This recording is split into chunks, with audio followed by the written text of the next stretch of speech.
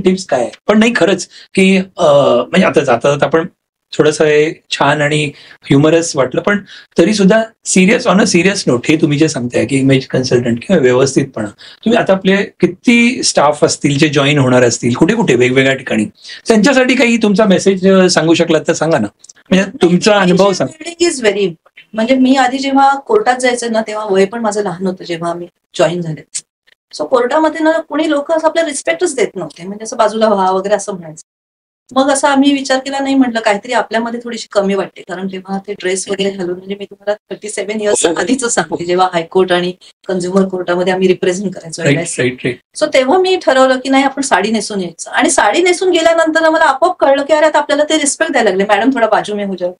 So Indian culture बघण्याचा दृष्टिकोन आहे, आणि मार्केटिंग मध्ये स्पेशली जेव्हा म्हणजे असं मी असं बघितलं की 500 जणांचा आमचा ग्रुप असतो आणि त्याच्यामध्ये 10%च लेडीज असतात, आणि कधी कधी तुम्ही पोडियमवर बघितलं असेल तर मी एकटीच बसायचे 15-20 जणांमध्ये. सो त्यावेळी ना इट कॅरीज व्हॅल्यूज, म्हणजे तुमच्या सगळ्या अगदी तो स्क्रीन, म्हणजे तो त्या स्क्रीनवरती आपण बघितलं तर एक वेगळं दिसतं चित्र.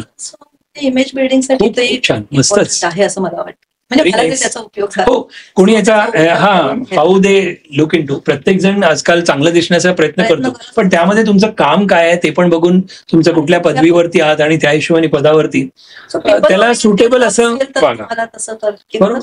कॅज्युअल मध्ये तुम्ही picnic okay, that is different. आणि मी ना रुरल मार्केटमध्ये काम केलं, म्हणजे मी मेट्रोमध्ये केलं, मुंबईमध्ये केलं, मी कोल्हापूर पुण्यामध्ये केलं. काही अनुभव होता का मुंबई? आणि आता तुम्ही एवढ्या ठिकाणी फिरले तर वेगवेगळ्या लोकांचा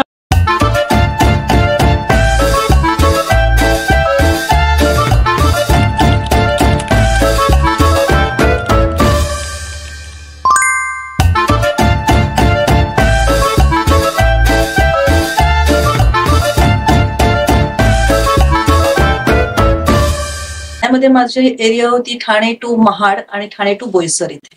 सो म्हणजे त्याच्यामध्ये रुरल पण येत होतं आणि अर्बन पण. अगदी.